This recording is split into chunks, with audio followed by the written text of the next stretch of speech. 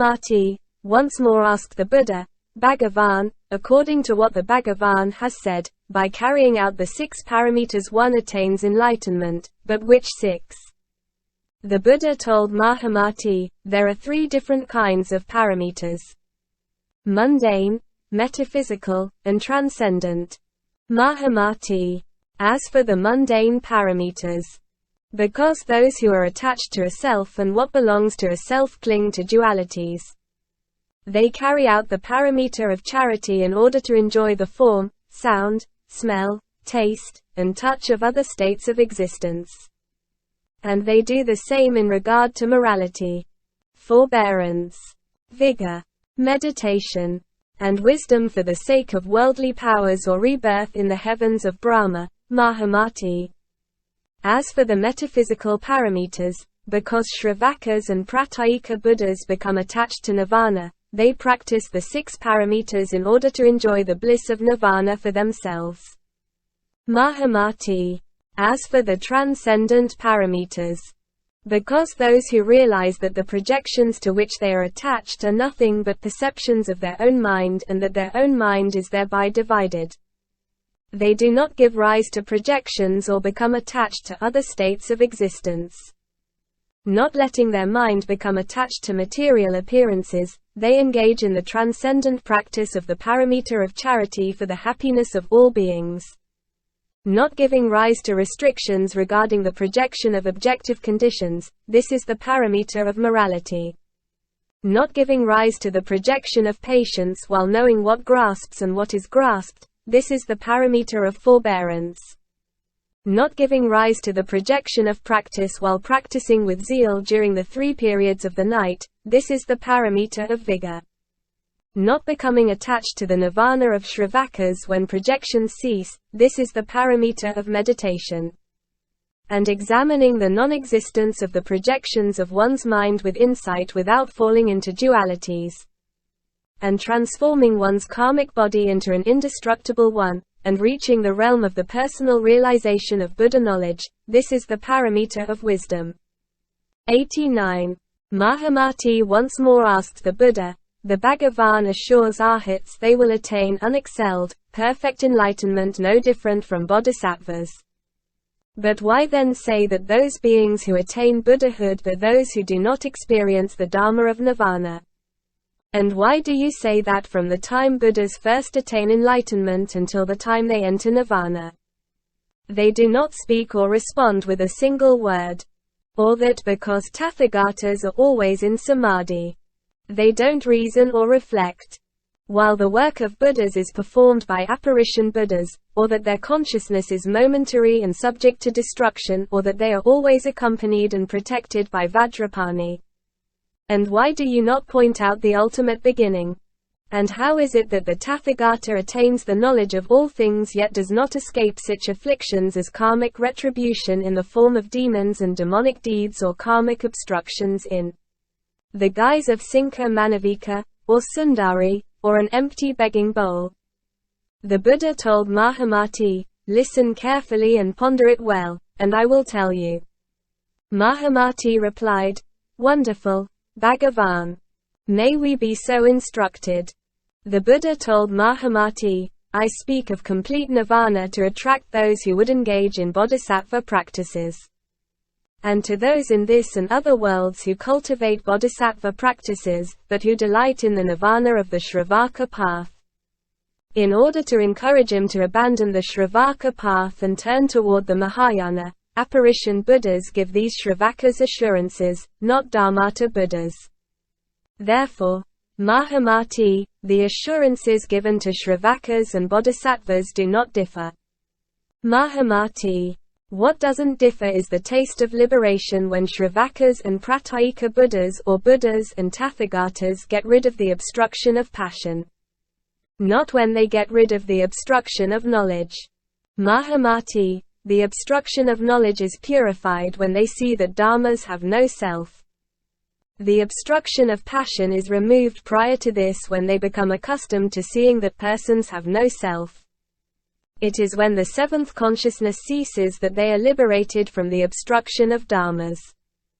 And it is when the habit energy of the repository consciousness ceases that their purification is complete. Because I rely on an underlying reality, past and future do not exist. And because my original vow has no limit, the Tathagata speaks the Dharma without reasoning or reflecting. And because my thoughts have been transformed by correct knowledge and are not delusions, I do not reason or reflect. And because I have cut off the habit energy from the four states and fundamental ignorance, I have eliminated the two afflictions, transcended the two types of death, realized the two kinds of no-self, and removed the two obstructions. Mahamati. Because the mind, the will, conceptual consciousness, visual consciousness, and the rest are all based on momentary habit energy, they are devoid of good, non-karmic qualities that do not result in samsara. Mahamati, the Tathagata Gava is the cause of samsara and nirvana, of joy and suffering. But because their minds are confused by emptiness, this is something foolish people cannot fathom. Mahamati, those who are accompanied and protected by Vajrapani are apparition Buddhas, not real Tathagatas. Mahamati, real Tathagatas are beyond the range of the senses. The range of the senses of shravakas, pratyeka-buddhas, and followers of other paths is limited. Also, because they dwell in the bliss of whatever is present and the knowledge and forbearance of realization, they are not the ones protected by Vajrapani. Apparition Buddhas are not created by karma. Apparition Buddhas are not Buddhas. But neither are they different from Buddhas. When they speak the Dharma, they rely on such man-made objects as pottery wheels, but they do not speak about their own understanding of the realm of personal realization. Moreover, Mahamati, fools give rise to views of annihilation based on the cessation of the seven forms of consciousness. And they give rise to views of permanence because they do not understand the repository consciousness. It is because of their own projections that they do not understand the ultimate beginning. It is when their projections cease that liberation occurs. And it is when the habit energy of fundamental ignorance and the four states of affliction stop that all faults stop. The Buddha then repeated the meaning of this in verse. The three paths are not paths. The Tathagatas are not destroyed. The assurances given by Buddhas are for getting free of faults and vices, with the knowledge of different realizations, and nirvana that leaves no trace.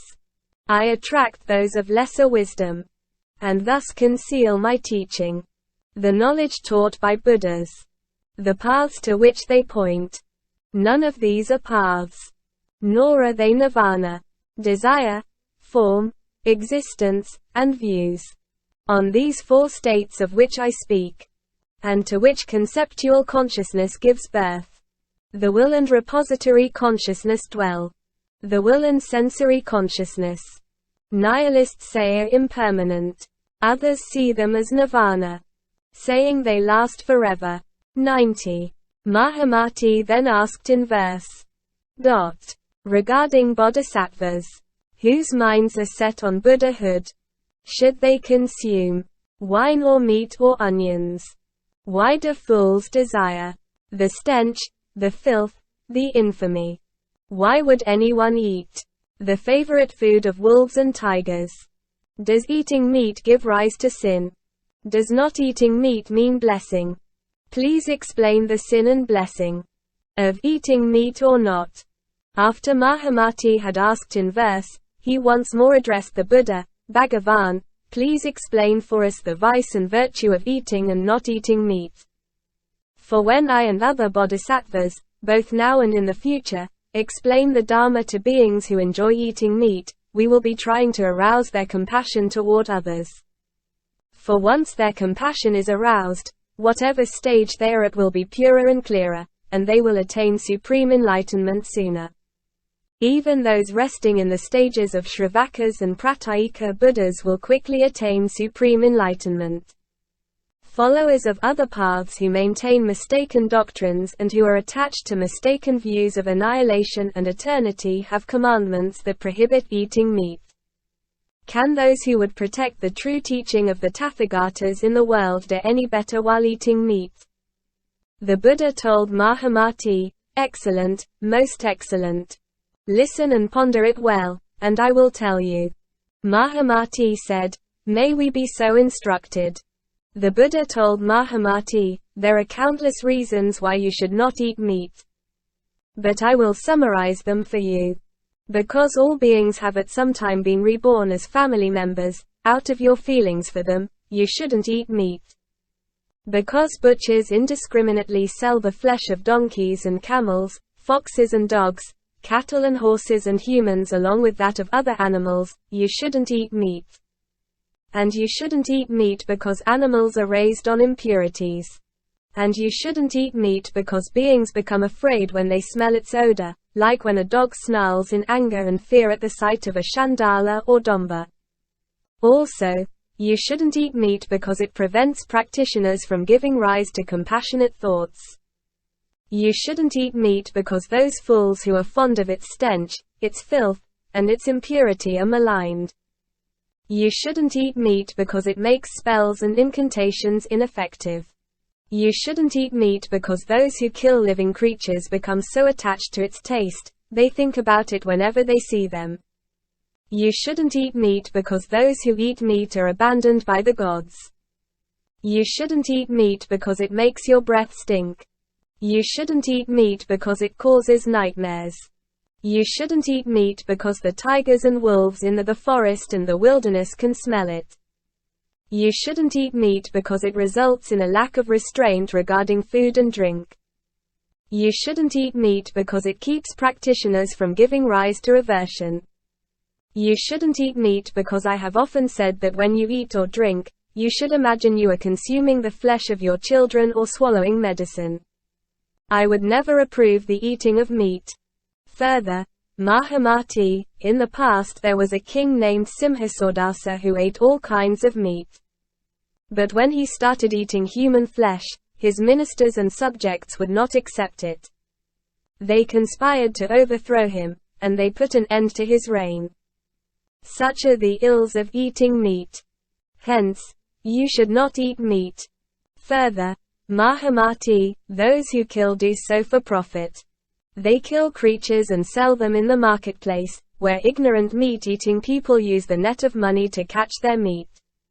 Among those who take the lives of others, some use money, and some use hooks and nets to catch creatures that move through the air or in the water or across the land. They kill all sorts of creatures and sell them in the marketplace for profit. Mahamati, when it comes to fish or meat, there is no such thing as not requesting, seeking, or thinking about it. For this reason, you should not eat meat. Mahamati, on some occasions I have prescribed eating 5 kinds of meat and at other times 10 kinds. Today, in this sutra, I am getting rid of practices that allow certain kinds at certain times in favor of none whatsoever.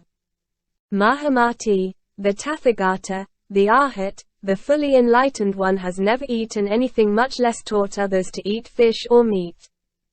Because of my past acts of great compassion, I look on all beings as I would a child. And why would I approve eating the flesh of children? The Buddha then repeated this in verse. Because it was a family member. Or because it is covered with filth. Or it was raised on impurities. Or its smell gives rise to fear. From meat and from onions. From leeks and from garlic. From indulging in alcohol. Practitioners keep their distance. They also avoid sesame oil. As well as beds of thorns. Because there are tiny insects. Cowering in fear inside. As food and drink promote indulgence. And indulgence stimulates feelings. And from feelings come desires. You should therefore eat no meat. As eating meat produces desires. And desires stupefy the mind. Forever drunk on love and desire. From birth and death you won't escape. Killing creatures for profit. Or catching your meat with money. Both of these are evil paths. Leading to the hell of lamentation. As for not requesting, seeking, or thinking about it. There is no thrice pure meat. This isn't free of karma. Therefore you should eat no meat. Those who are practitioners, therefore keep their distance. Buddhas of the 10 directions. All voice the disapproval. Taking turns eating each other. Reborn among wolves or tigers. Amid detestable stench and filth. Wherever they are born they are fools. Usually they're born as chandalas. As dombas or as hunters. Or they're born among meat-eating demons. Rakshasas or wild cats. In the Hastikakshya and the Mahamega. In the Angulimalaya as well. And here in the Lankavatara. I prescribe all eating of meat. Buddhas and bodhisattvas. Even shravakas denounce it. Eating meat without shame. Living life after life in ignorance. And those who admit their offense. Who have already stopped eating meat. Blinded by their projections. They are reborn in carnivorous worlds. Just as excessive desire keeps you from getting free. Alcohol, meat, onions, and garlic block the path to Buddhahood. Beings in some future age might stupidly say about meat, it pure and isn't wrong. The Buddhas said we could eat it. Imagine you're swallowing medicine, or eating the flesh of a child. Be content and practice aversion. Beg for your food instead. Even those with compassionate hearts, I tell to practice aversion. Such beasts as tigers or wolves might yet become their companions. Those who eat blood-covered flesh terrify other beings. Therefore those who practice out of compassion should not eat meat. It doesn't foster compassion or wisdom. It prevents your true liberation. It conflicts with the ways of the wise. Therefore you should not eat meat. Rebirth as a Brahmin. In a place of practice. In a wise or noble family. This comes from not eating meat. Chapter 4. Just a few final questions as Mahamati and the Buddha move on to the nature of Buddhahood and the end of the bodhisattva path. I have combined Suzuki's chapters 4 through 9 into this one chapter, but have retained his section numbering. Section LXXX. This section focuses on the differences between how bodhisattvas and followers of other paths handle samadhi and the bliss of samadhi during the final stages of the path. While followers of other paths see the cessation of sensation and perception as their final goal, bodhisattvas see it as just another illusion and continue in their practice of liberating all beings. Then, too, bodhisattvas see all stages as illusions. The Sanskrit is nirodha samapatti. This samadhi in which sensation and perception cease is characteristic of the 6th stage of the bodhisattva path. It is also part of the Hinayana path, whose practitioners interpret this as nirvana. However, Mahayana practitioners see it as transitional and neither allow themselves to be seduced by its bliss. Nor do they forsake its bliss for the nothingness of nirvana, nor do they cease giving rise to thoughts. For them, thoughts are not thoughts. Bodhiruchi, Shikshananda, and the Sanskrit all have variations of, not fall prey to, or, not be confused by, the bliss of this samadhi. I've followed Gunabhadra. Based on what follows in this section, Gunabhadra's translation is clearly the correct interpretation here. At this stage they eliminate all views of the 3 realms. Formless meditations are practiced during the first 5 stages but only begin to exceed those based on form at the 6th stage.